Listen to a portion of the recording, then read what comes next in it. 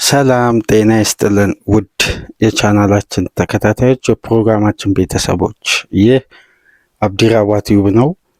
ፕሮግራማችን ላይክ በማድረግ እንዲጀምሩ፣ አዲስ የሆናችሁ ሰብስክራይብ በማድረግ ለዚህ ቻናል ቤተሰብ እንድትሆኑ፣ እንዲሁም ይህንን ፕሮግራም ከሀገር ውጭ የምታደምጡ የቻናላችን ተከታታዮች እንደ ሁል ጊዜው በሱፐር ስቲከር፣ ሱፐር ቻት፣ ሱፐር ታንክስ ድጋፍ እንድታደርጉ በአክብሮት እየጋበዝን በሶስተኛ ክፍል ፕሮግራማችን እንግዲህ ትኩረት የምናደርገው የሁለት ታላላቅ ክለቦች የቅዳሜ ውሎን በተመለከተ ይሆናል። ቅዳሜ በጊዜ 9 ሰዓት ተኩል ወደ ዋይት ሃርት ሌን የተጓዘው ማንቸስተር በሁለት አቻ ውጤት ሲያጠናቅቅ በስታንፎርድ ብሪጅ ወልቭስን ያስተናገደው የኤንዞ ማሬስካ ቼልሲ ደግሞ 3-0 በሆነ ጣፋጭ ድል የኢንተርናሽናል ብሬክ የሊግ ጨዋታ ከመቋረጡ በፊት ጣፋጭ ድል ማስመዝገብ ችሏል። በእነዚህ ሁለት ጨዋታዎች ዙሪያ የተወሰኑ ቆይታዎችን እናደርጋለን።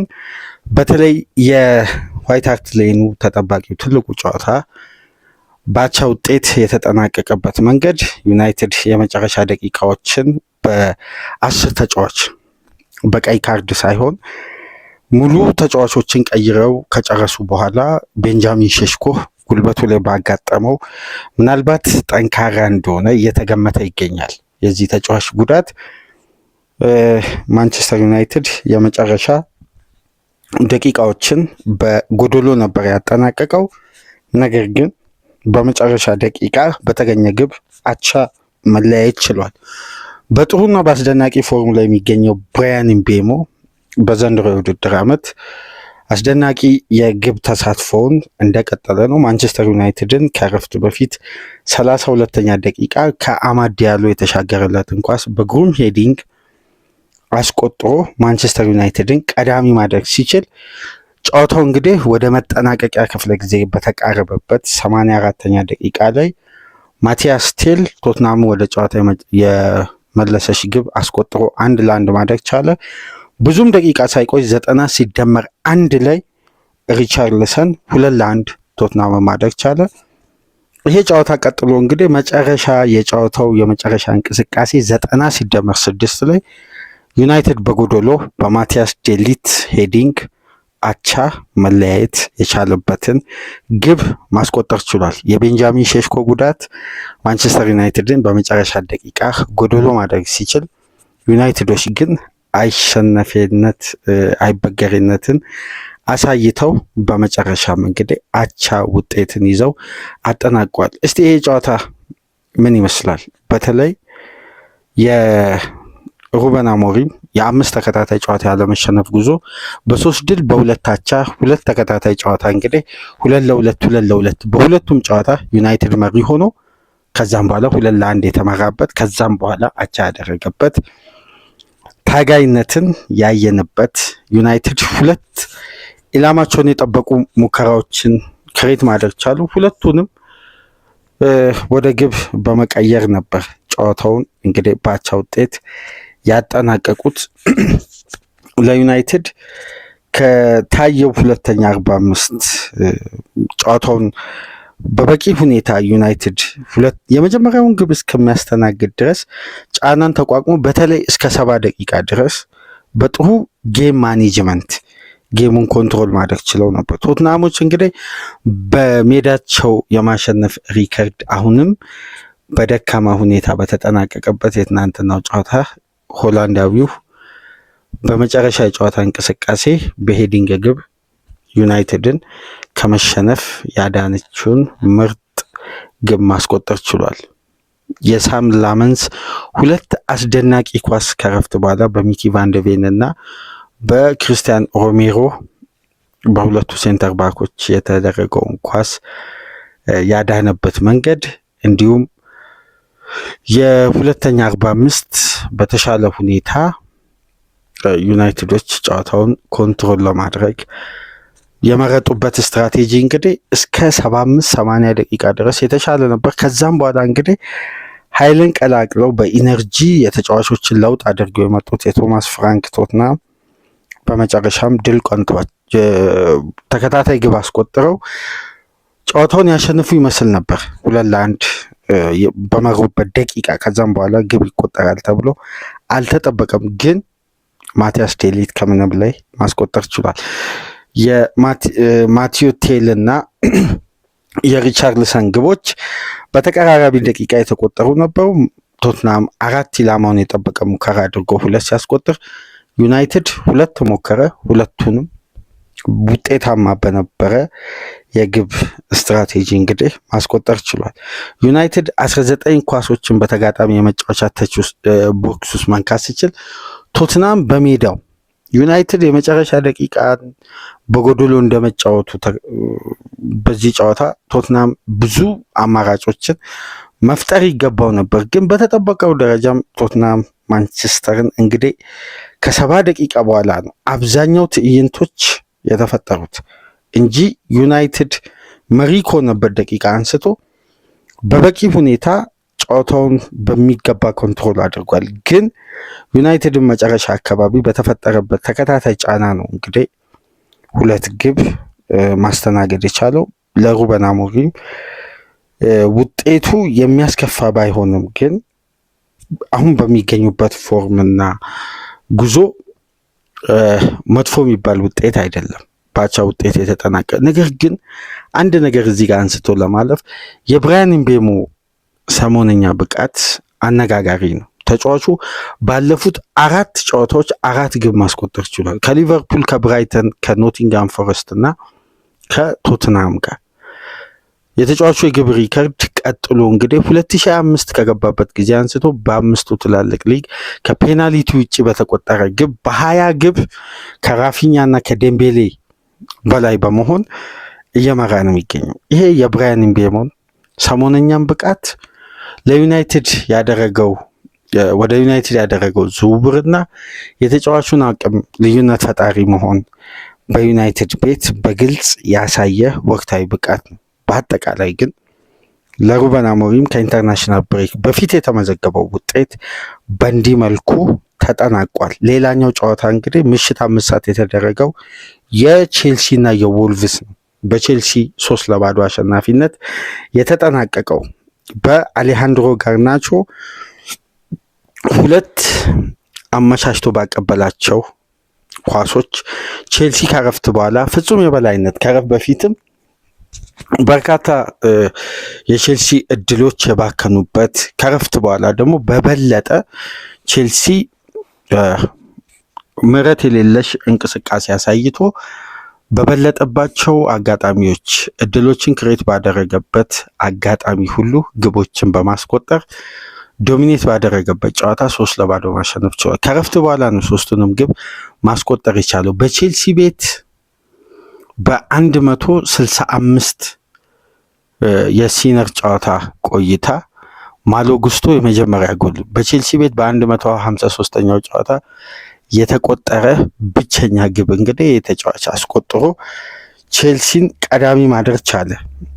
51ኛ ደቂቃ ላይ ከአሌሃንድሮ ጋርናቾ በግሩም ሁኔታ ወደ ቦክስ የተሻገረለትን ኳስ ከዛም በኋላ የቼልሲ ማጥቃት ተጠናክሮ ቀጥሎ ነው እንግዲህ 65ኛው ደቂቃ ላይ ከግብ መራቁ ሰሞነኛ ብቃቱ ሲያስተች ሲያስወቅሰው የቆየው ጆዋው ፔድሮ አስቆጥሮ ቼልሲን የመሪነቱ ወደ 2 ያሰፋበትን እድል እንዲፈጥር ሌላ አጋጣሚ ሌላ ግብ ማስቆጠር የቻለው ቼልሲ በሜዳው እያደረገ የሚገኘው የጨዋታ አድቫንቴጅ ወደ 2 ግብ አስፍቶ አሁንም ለተጨማሪ ግብ በከፍተኛ ጫናና ማጥቃት ቀጥሎ እንግዲህ በሁለቱ ክንፍ የተቀናጀው የቼልሲ የማጥቃት እንቅስቃሴ እንግዲህ በጋርናቾ ሌላኛው አስደናቂ ፔኔትሬሽን፣ ድሪብል፣ የተጋጣሚን ተጫዋች የመቀነስ አቅም ታግዞ 3ኛዋን ግብ ለፖርቱጋላዊው ፔድሮ ኔቶ አመቻችቶ በማቀበል ቼልሲ 3-0 3 ንጹህ ግብ 3 አስደናቂ ሁለተኛ 45 ግቦች የማንቸስተር ዩናይትድ የቀድሞ ተጫዋች ጋርናቾ ፈክቶ ባመሸበት የምሽቱ ጨዋታ እንግዲህ በግሩም ጣፋጭና ከካርባክ ያቻ ውጤት በፍጥነት ያገገሙበትን የአዘርባይጃኑ ፍልሚያ ማለት ነው ቼልሲዎች ወደ አሸናፊነት መመለስ የቻሉበትን ድል ማስመዝገብ ችሏል በስታንፎርድ ብሪጅ። የቼልሲ ድል ለኤንዞ ማሬስካ ሌላ ትርጉም ያለው ከኢንተርናሽናል ብሬክ በፊት ቼልሲ ያልተጠበቁ ወይም ያሸንፋል ተብሎ ትልቅ ግምት የተሰጠባቸውን ጨዋታዎች በዘንድሮ የውድድር ዓመት እየጣለና ማግኘት የሚገባውን 3 ነጥብ ሳያገኝ የሚወጣባቸው ጨዋታዎች እንጂ የኤንዞ ማሬስካ ቡድን ከጨዋታ ጨዋታ የሚያሳየው እንቅስቃሴና ቅንጅት አሁን የቼልሲ የዘንድሮ ሲዝን መለኪያው ስኬሉ ወይም ቼልሲ አሁንም ሽግግር ላይ ነው ወይም ቼልሲ አሁንም እንደዚህ ከሚለው ጉዳይ እየራቀ ስለ ቡድን ቅንጅት ልናነሳ የምንችልበት ደረጃ ላይ ደርሷል። አሁን የጋርናቾ ለተከታታይ 4 ሳምንት በ4 ግብ ላይ ለተከታታይ 4 ጨዋታ የመሳተፍ ይሄ ተጫዋች ግብ ማስቆጠር ግብ የሆነ ኳስ ለቡድን አጋሮቹ የሚያቀብልበት በተለይ አሁን ከሚሰጠው ሚናና ነፃነት ኳስን ረጅም ሰዓት ከሚጠብቅ የክንፍ ተጫዋች አሁን ኳስን በተደጋጋሚ የሚያገኝ የክንፍ ተጫዋች ሆኗል። ይሄ ደግሞ በተጫዋቹ ቀጥተኛ እንቅስቃሴ ላይ እየፈጠረ ያለ ማደግ፣ ለውጥ፣ ልዩነት ፈጣሪነት በአብዛኛው እያስተዋልን ከጨዋታ ጨዋታ አሁን ያለፈው የካርባክን ጨዋታ ላይ ግብ ማስቆጠር ችሏል። ሰንደርላንድ ላይ ግብ ማስቆጠር ችሏል። ዛሬ ደግሞ 2 አሲስት ማድረግ ችሏል። ትናንት ምሽት 5 ሰዓት ላይ። ስለዚህ ይሄ ተጫዋች በቡድን ተጽዕኖ ውስጥ እያሳደረ ያለው በቼልሲ ቤት ልዩነት ፈጣሪ የሆነበት መንገድ በቅርብ ሳምንት በአዲስ የቼልሲ የማጥቃት እንቅስቃሴ ላይ የፈጠረው ሌላ ልዩነት አለ። እዚህ ላይ ደግሞ በሳሉ አስደናቂው ማይደክም ሁሌም ጥረቱ በተመሳሳይ መልኩ የሚቀጥል የማይለግም ቡድኑ ጥሩም ሆነ አልሆነ ብቃቱ ወርዶ የማይስተዋለው ፔድሮ ኔቶ አለ። ቼልሲ አሁን በ9 ቁጥር ቦታ ዴላፕ ሲመለስ ጃኦ ፔድሮ ግብ ማስቆጠር ይችላል። አሁን ዴላፕ ተመልሷል። አሁን 100% ወደ ሪትም እስኪመጣ ድረስ ነው። ስለዚህ ቼልሲ የሚያባክናቸው ጥቃቅን ጨዋታዎች ላይ የሚጥለው ነጥብ እንጂ ቼልሲ አሁን ስለ ፍሉዲቲ ስለ ሽግግር ሳይሆን ስለ ቅንጅት የምናወራበት ጊዜ ላይ በአብዛኛው ደርሰናል።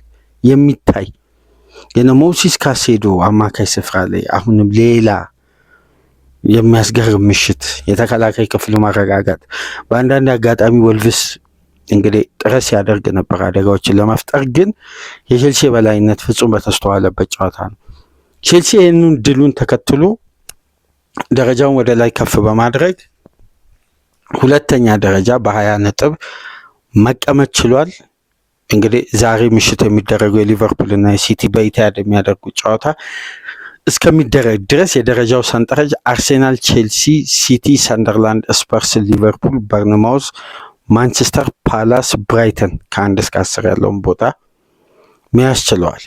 የቼልሲ ጉዞ ከኢንተርናሽናል ብሬክ በኋላም ራሱ በዚህ ውጤት የመቀጠል እድል አለው። የተጫዋቾቹ ቅንጅት የቡድን እንቅስቃሴው የሚያስገርም ነው። በተለይ ጋርናቾ፣ ኤንዞ ፈርናንዴስ፣ ጆአዎ ፔድሮ በትናንት የምሽቱ ጨዋታ ግን ኢስቲቫኦ ተቀይሮ በገባ በ68 ሰከንድ ውስጥ ለጆአዎ ፔድሮ ለ2ኛዋ ግብ መቆጠር የፈጠረው ልዩነትና እዛ ጋር ያደረገው እንቅስቃሴን ግን ላስተዋለ ቼልሲ ጉዳት ላይ ያሉ ተጫዋቾች እየተመለሱ በመጡ ቁጥር ግን የቼልሲ አስፈሪነት ከዚህ በላይ የጎላ ሆኖ መምጣቱ የማይቀር ነው። በጣም እየጎላ መምጣቱ የማይቀር ነው። እዚህ ላይ ደግሞ ቼልሲ እስከ 61ኛ ደቂቃ ድረስ አሁን ስለፊት መስመሩ ጥራትና ጥንካሬ ልናነሳ እንችላለን። ነገር ግን ቼልሲ በተቃራኒው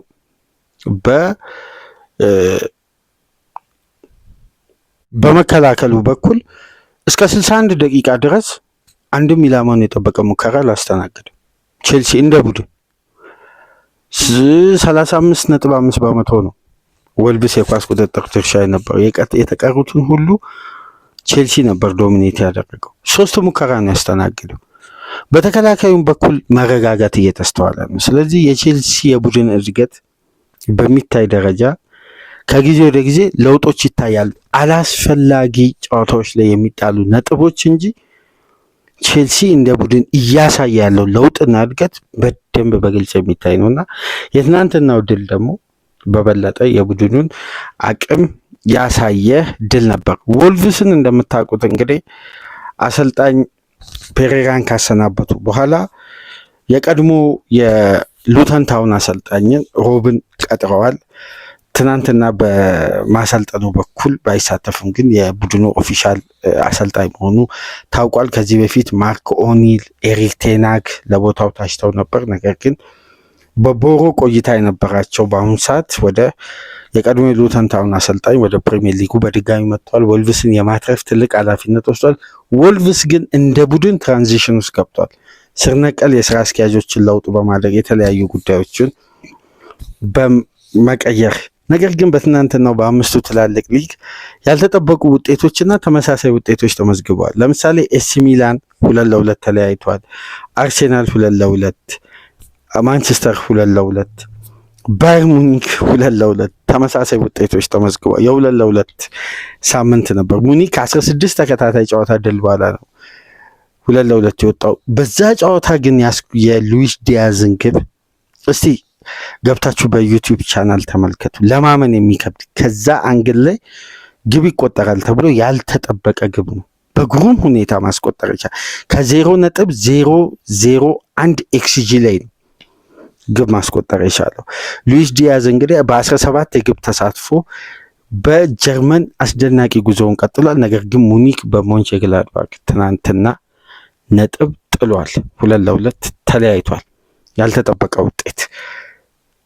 የሉቺያኖ ስፓሌቲ ጁቬም 0-0፣ ሚላንም 2-2፣ አርሴናል ከሰንደርላንድ ጋር 2-2፣ ኤቨርተንና ፉላም ያደረጉት ጨዋታ በኤቨርተን 2-0 አሸናፊነት፣ ዌስትሃም እና በርንሊ ያደረጉት ጨዋታ በዌስትሃም 3-2 አሸናፊነት ሲጠናቀቅ ዛሬ ደግሞ ከሚጠበቁ የፕሪሚየር ሊግ ጨዋታዎች መካከል ሊቨርፑል ከማንቸስተር ሲቲ ምሽት ላይ ሲደረግ፣ ከዛ ቀደም ብሎ አስቶን ቪላ ከበርንማውስ ሌላ ፈታኝና ተጠባቂ ጨዋታ፣ ብሬንፎርድ ከኒውካስል ሌላኛው ፈታኝና ብራይተን ከክሪስታል ፓላስ ሌላ ፈታኝና ጠንካራ ፍልሚያ፣ ኖቲንግሃም ፎረስት ከሊድስ፣ ከዛም በኋላ ምሽት ላይ ሊቨርፑል ወደ ኢትሃድ ተጉዞ ማንቸስተር ሲቲ የሚገጥምበት ጨዋታም ይጠበቃል ማለት ነው። በአጠቃላይ የቅዳሜ ውሎ በሁለቱ ክለቦች ዙሪያ አተኩረን የሌሎች ሊጎችን ውጤትና ፕሮግራም በዚህ መልኩ ወደ እናንተ አደረስን።